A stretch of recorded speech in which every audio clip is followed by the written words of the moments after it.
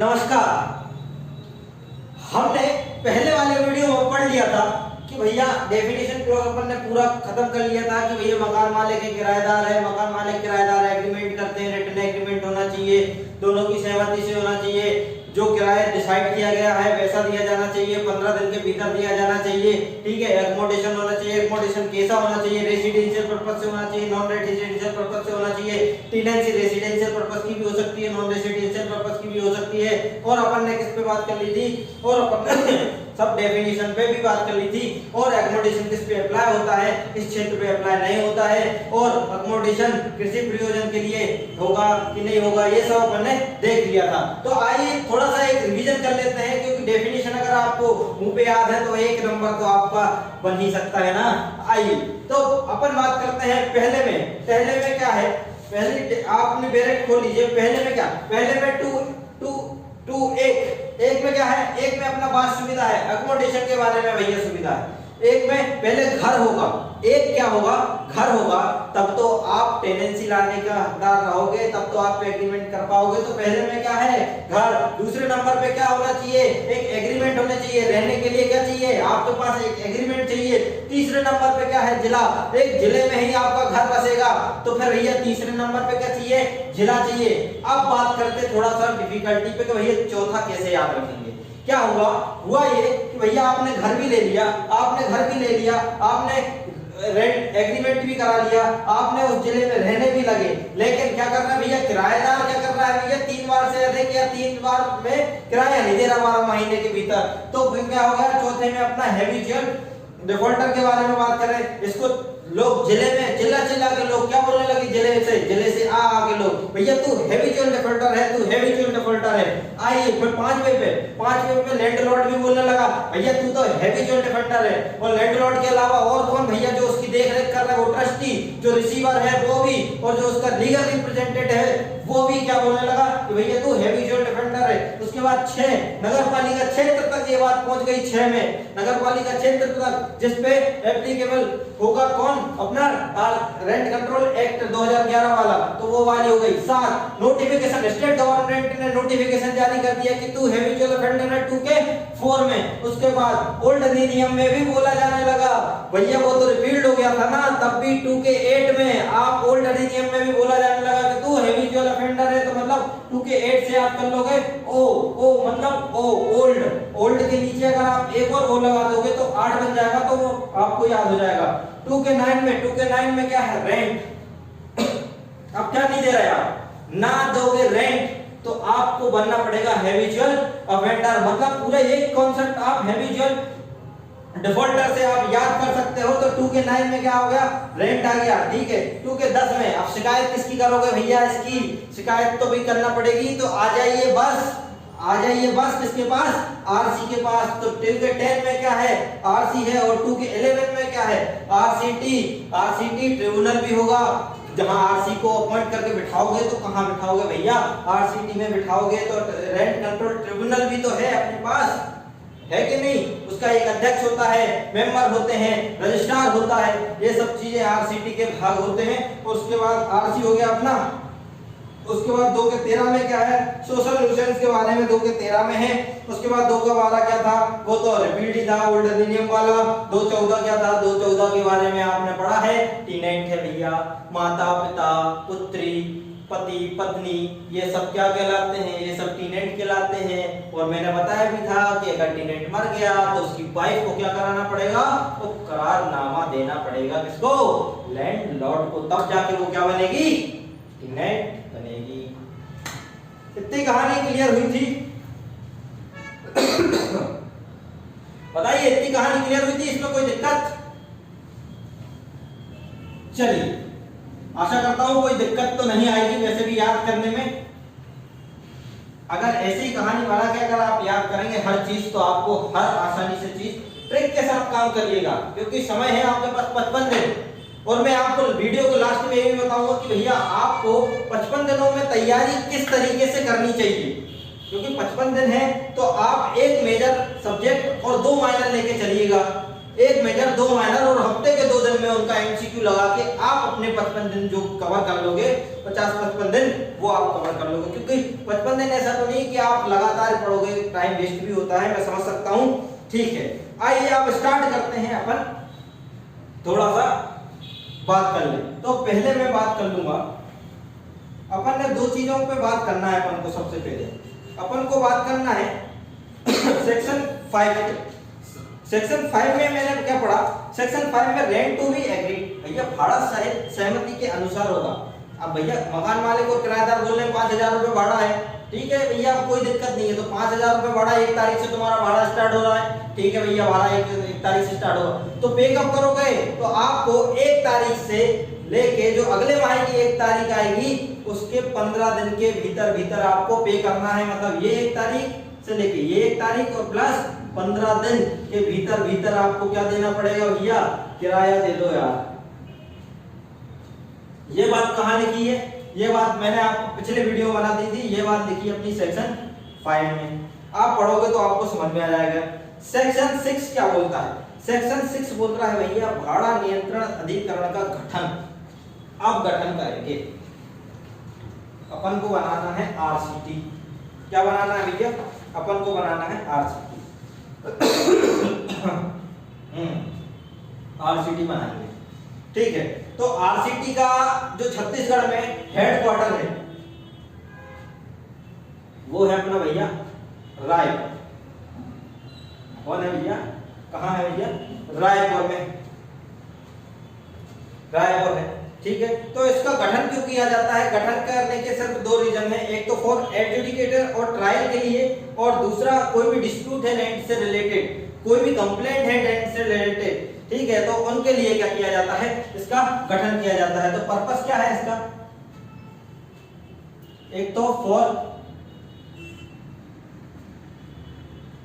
Adjudication और trial, और क्या? कंप्लेंट एंड डिस्प्यूट, ये 2 चीजों के लिए इसका बनाया गया। तो ये वाली बात कहाँ लिखी है? ये पूरी बात अपन को मिल जाएगी सेक्शन 6 के पार्ट में, ठीक है। बैरक पढ़ते रहना, मिलाते रहना, ठीक है। आगे की कहानी स्टार्ट कर रहे हैं। अब आरसीटी क्या है भैया? आरसीटी में क्या होता है? एक चेयरमैन होता है। क्या होता है भैया? एक चेयरमैन होता है। क्या होता है? अध्यक्ष होता है। डन, अध्यक्ष होता है, ठीक है। और क्या होता है? 2 मेंबर होते हैं, मिनिमम 2। संख्या कितनी बताइए? मिनिमम 2 तो होनी चाहिए, 2 से कम तो फिर कैसे वो गठन ही नहीं होगा, ठीक है। तो मेंबर, ठीक है, 2 की बात होगी। और क्या हो सकता है? और क्या चाहिए अपन को भैया? और जब इसके आगे पढ़ोगे क्लॉज में तो एक रजिस्ट्रार की भी बात बोली गई है कि भैया रजिस्ट्रार होगा, ठीक है। इतनी बात अपन ने पढ़ी, समझी। तो भैया अब क्या होगा? तो अध्यक्ष की जो अपॉइंट कौन करेगा भैया? अध्यक्ष को नियुक्त कौन करता है? वो करेगी अपनी स्टेट गवर्नमेंट। कौन करेगी अध्यक्ष को? चेयरमैन को अपॉइंट कौन करेगी भैया? अपनी स्टेट गवर्नमेंट करेगी। तो भैया आप कुछ योग्यता भी तो चाहिए, मुंह उठा के अध्यक्ष थोड़ी बना देंगे, योग्यता चाहिए। अब योग्यता क्यों चाहिए और कैसी चाहिए और क्या हो सकती है, इस पे थोड़ी सी चर्चा कर लें। क्योंकि इसमें जो सेक्शन 13 बोला गया है वो बहुत ही खतरनाक सेक्शन है। इसमें बोलता है भैया आरसीटी के ऑर्डर की सीधी अपील सुप्रीम कोर्ट में। मतलब समझ रहे? सुप्रीम कोर्ट में इतनी पावर आरसीटी की भैया, उसके निर्णय की, उसके डिग्री की, उसके आदेश की अपील सीधी आप सुप्रीम कोर्ट में कर रहे हो, तो क्यों? इस पे शायद से जजमेंट भी है और इसको पता करना है। आप इसको पता करना। जैसा प्रोविजन है मैं आपको बताता हूं। क्या है प्रोविजन ये है कि भैया आरसीटी का जो चेयरमैन होता है उसकी जो योग्यता है, जो अर्हताएं हैं, जो योग्यताएं हैं, जो शर्तें हैं, वो क्या होती है? वो होती है एक रिटायर्ड हाई कोर्ट जज। कौन भैया? रिटायर्ड हाई कोर्ट जज और रिटायर्ड डिस्ट्रिक्ट जज। दोनों की बातें हैं, रिटायर्ड हाई कोर्ट जज और रिटायर्ड डिस्ट्रिक्ट जज होती है, ठीक है। और रिटायर्ड डिस्ट्रिक्ट जज में भी कैसा भैया? रिटायर्ड डिस्ट्रिक्ट जज ऐसा थोड़ी कि डीजे बन गया और रिटायर्ड हो गया, नहीं, जो इक्विवेलेंट जो कैपेबिलिटी रखता हो, किसकी, हाई कोर्ट जज बनने की कैपेबिलिटी रखता था, वो डिस्ट्रिक्ट जज यहाँ पे आएगा। ठीक है, उसके बाद मेंबर भी दो होने चाहिए। तो मेंबर कौन होने चाहिए, मेंबर की भैया क्वालिफिकेशन भी वही होगी, एक तो अपना स्टेट गवर्नमेंट का क्या हो, सचिव की रैंक का हो, किसकी रैंक का हो भैया, सचिव की, डिप्टी सेक्रेटरी की रैंक का हो, सचिव की रैंक का हो।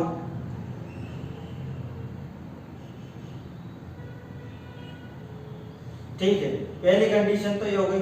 दूसरी क्या हो सकती है, दूसरी भैया या तो रिटायर्ड या सर्वे हायर जुडिशियल ऑफिसर हो, रिटायर्ड हो या तो सर्वे वाला हो, हायर जुडिशियल ऑफिसर हो। ठीक है, और तीसरा जो योग्यता है भैया 7 साल का एक्सपीरियंस होना चाहिए, वो एलएलबी वाली योग्यता अपनी। डन, तो ये मेंबर के लिए है। अब बात करते हैं रजिस्ट्रार के लिए। तो भैया रजिस्ट्रार क्या, रजिस्ट्रार को अपॉइंट कौन करता है, तो रजिस्ट्रार को अपॉइंट करता है स्टेट गवर्नमेंट, और मेंबर को भी अपॉइंट कौन करता है, स्टेट गवर्नमेंट ही करती है। रजिस्ट्रार को अपॉइंट कौन करता है, स्टेट गवर्नमेंट करता है। अध्यक्ष को अपॉइंट कौन करता है भैया, वो भी स्टेट गवर्नमेंट अपॉइंट करती है। ठीक है, उसके बाद जो अब ये क्या होता है भैया, रजिस्ट्रार के बारे में बात करेंगे। तो रजिस्ट्रार की योग्यता क्या है, ये योग्यता है भैया, ये सिविल जज होना चाहिए। सिविल जज भी कौन सा, क्लास 1 का सिविल जज होना चाहिए। दूसरी योग्यता क्या है, दूसरी ये है कि डिप्टी सेक्रेटरी ऑफिसर होना चाहिए भैया, सचिव होना चाहिए। ये क्या होना चाहिए, उप सचिव होना चाहिए। कौन होना चाहिए, डिप्टी सेक्रेटरी उप सचिव होना चाहिए रजिस्ट्रार। ठीक है, इतनी कहानी अगर क्लियर हुई तो सेक्शन 6 अपन ने पढ़ लिया है पूरा, ये होल ऑफ सेक्शन 6 है, एक बार देख लीजिए। और इसमें एक आर्टिकल का यूज बोला गया है, वो आर्टिकल है 2 का बी, जिसमें बताया गया अदर के बारे में, जो प्रशासनिक अभिकरण जो अपने ट्रिब्यूनल का गठन होता है वो अदर के बारे में बताया, तो वो आरसीटी इसमें आ जाते हैं। ठीक है, आगे बढ़ते हैं।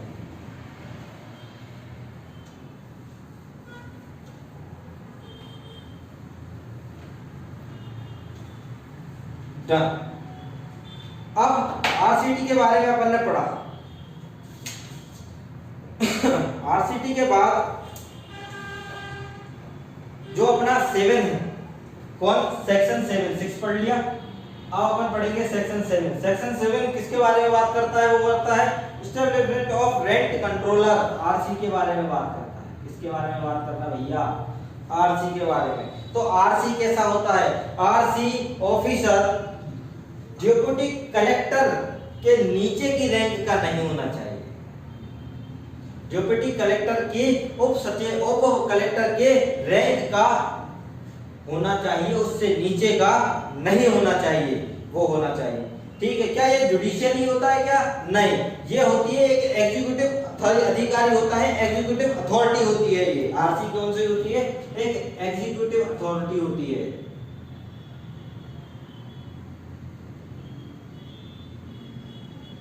एग्जीक्यूटिव अथॉरिटी होती है। ठीक है, रैंक किसी रैंक कौन सी होनी चाहिए, रैंक होनी चाहिए अपनी डिप्टी कलेक्टर की रैंक का होना चाहिए, उसके नीचे का नहीं चलेगा। ठीक है, अब इसका जो अधिकार क्षेत्र है, जो क्राइटेरिया है, जो ज्यूरिसडिक्शन है, तो इसका जो ज्यूरिसडिक्शन है, ज्यूरिसडिक्शन वो कौन डिसाइड करता है, वो करता है भैया अपना कलेक्टर। कौन डिसाइड करेगा, अपना भाई साहब कलेक्टर डिसाइड करेगा कि भैया ये किस अधिकार क्षेत्र में अपना काम करेगा।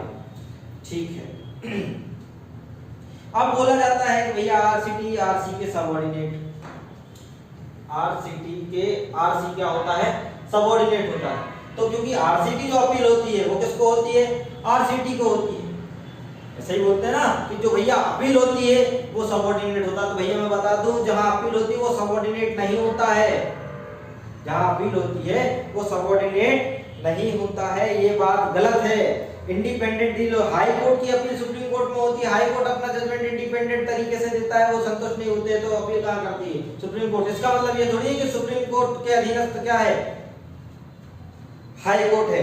ठीक है, मतलब अधीनस्थ पावर कब बनता है, पावर तब बनता है जैसे कि आरसी का जो एडमिनिस्ट्रेटिव पावर है, आरसी का जो एडमिनिस्ट्रेटिव पावर है वो कौन यूज करे, वो भैया आरसीटी यूज कर दे, आरसीटी यूज करता है, इसलिए ये इसके क्या है, सबऑर्डिनेट है। मतलब मेरी पावर अगर कोई दूसरा व्यक्ति यूज कर ले, मेरी पावर मैं किसी और को दे दूं तो मुझ के अधीनस्थ कहलाना फिर, ठीक है। मतलब तो ये वाली थिंग क्या है, गलत है कि अपील करते हो तो अपील कर रहे हो तो वो सुपीरियर होता है और अपन उसके सबऑर्डिनेट होते हैं। तो ये थोड़ा सा छत्तीसगढ़ में ये थोड़ा सा आंकड़ा देखने को अपन को मिल जाता है, ठीक है। अब आरसी के काम के बारे में बात करने जा रहा हूं कि भैया आरसी के क्या कार्य होते हैं। क्या लगता है आपको आरसी के क्या कार्य होंगे? एक तो आप टेनेंट एग्रीमेंट जब करते हो, तो टेनेंट एग्रीमेंट जब कर रहे हैं अपन, टेनेंसी एग्रीमेंट बोलते हैं जिसे, टेनेंसी एग्रीमेंट को क्या करता है भैया, रजिस्टर कराता है। क्या करना, रजिस्टर करना, ठीक है। बेदखली करना, कोई किराया दे नहीं रहा है, कोई किराया दे नहीं रहा है, तो बेदखली का आवेदन कहां लगाओगे, एविक्शन का आवेदन कहां लगाओगे, वो भी यही लगाओगे, ठीक है। और तीसरा क्या है, तीसरा होता है भैया अगर किराया बढ़ाना है, किराया भी बढ़ाना है ना, तो यहाँ पे आवेदन लगाना पड़ेगा आपको, किराया बढ़ाना है तब भी, ठीक है। पहला हो गया, दूसरा हो गया, तीसरा हो गया और चौथा हो गया एग्जीक्यूशन। मतलब किसी भी आदेश का एग्जीक्यूशन कराना, किसी ने आदेश दिया सुपीरियर कोर्ट ने, तो उसका एग्जीक्यूशन कौन कराएगा, वो भाई साहब अपने रेंट कंट्रोलर कराएंगे, तो रेंट कंट्रोलर कराएंगे ठीक है। तो एग्जीक्यूशन अपन ने पढ़ा है सीपीसी में, पढ़ा कि नहीं पढ़ा अपन ने एग्जीक्यूशन, तो अपन ने एग्जीक्यूशन पढ़ा है सीपीसी में। तो सेम उसी तरीके से होता है एग्जीक्यूशन। तो एग्जीक्यूशन कैसे होगा, एग्जीक्यूशन भी वही अपना विक्रय, सेल, कुर्की, अटैचमेंट के माध्यम से विक्रय करके, सेल करके, कुर्की करके, ठीक है। और भी चीजें हैं, रिसीवर अपॉइंट करके, ठीक है। तो ये वाली चीजें हो गई, इसमें अपन ने पढ़ा कि भैया एग्जीक्यूशन ऐसे कराएंगे, जो ऑर्डर अपना अपन ने सीपीसी में पढ़ रखा है, तो सेम प्रोसीडिंग वही अपनाते हैं, ठीक है। तो एग्जीक्यूशन की जो पूरी प्रोसीडिंग है, आरसी कब कितने महीने में कराएगा भैया, कितने दिन में कराएगा भैया, तो ये पूरी प्रोसीडिंग किसकी, एग्जीक्यूशन की, तो एग्जीक्यूशन की पूरी प्रोसीडिंग कराएगा वो भैया 45 दिन। कितने दिन में कराएंगे, 45 दिन में। और ये बात अपन पढ़ेंगे कहां, सेक्शन 11 में। कहां पढ़ना है ये बात, सेक्शन 11 में। मतलब जिस दिन से एग्जीक्यूशन का ऑर्डर आया उस दिन से 45 दिन के भीतर, ठीक है। अब बात कर ले जरा इसके आरसी के पावर पे और काम पे, फंक्शन पे, कि आरसी की क्या पावर है और क्या फंक्शन है, कैसा कार्य करता है, क्या होता है, ठीक है। तो आरसी क्या करता है, आरसी सामंजस्य बिठाता है। अगर कोई डिस्प्यूट हो गया है मकान मालिक और किराएदार के बीच में, उनके डिस्प्यूट में क्या करता है, सामंजस्य बिठाता है, रिकंसिलमेंट करता है, ठीक है। और क्या करता है, दूसरा करता है भैया राइट सिक्योर करता है, चाहे वो लैंडलॉर्ड का राइट हो, चाहे वो टेनेंट की राइट हो, इन दोनों को क्या करता है, सिक्योर करता है। तीसरा क्या है, तीसरा भैया अपनी अपनी ड्यूटी को एनफोर्सेबल करा सकता है कि भैया तुम्हारी क्या ड्यूटी है, तुम्हारी क्या ड्यूटी है, उसको क्या करा सकता है, मतलब एनफोर्सेबल ऑब्लिगेशन, ठीक है। तो पहला क्या है, पहला डिस्प्यूट को क्या करता है, सामंजस्य बिठाता है डिस्प्यूट में,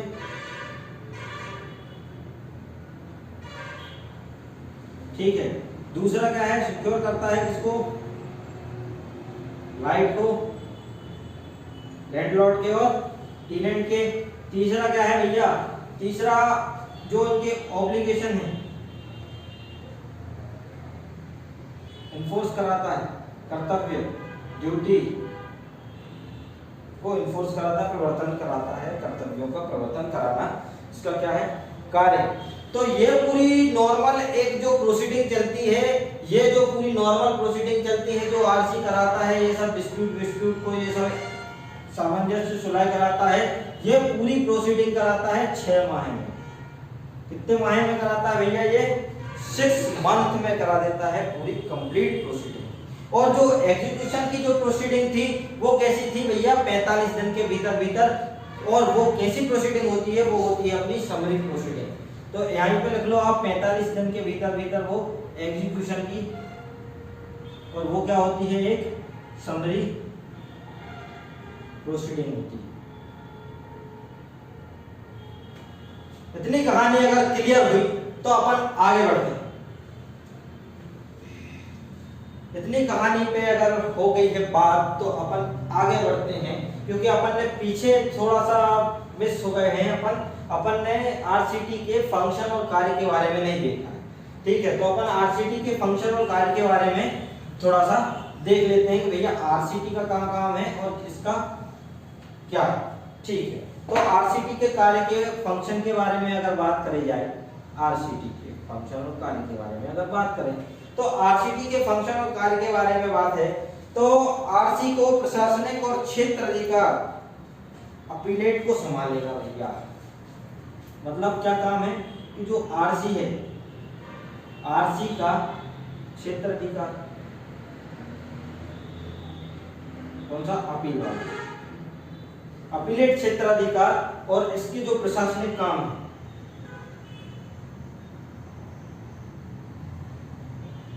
इसको क्या करेगा, संभालेगा। इसको क्या करेगा भैया, संभालेगा। और क्या कर सकता है, पहली चीज। दूसरी चीज ये है भैया हाई कोर्ट की तरह है, क्योंकि ये भैया हाई कोर्ट की तरह तभी तो सुप्रीम कोर्ट में डायरेक्ट अपील कर देते हैं इसकी। तो हाई कोर्ट की तरह खुद के कोर्ट ऑफ कंटेम्प्ट, मतलब खुद के कंटेम्प्ट के केस में, मतलब case of contempt, case of contempt में वो भी खुद के क्या कर सकता है, पनिश कर सकता है। क्या कर सकता है भाई साहब, पनिश कर सकता है। तो ये वाली चीज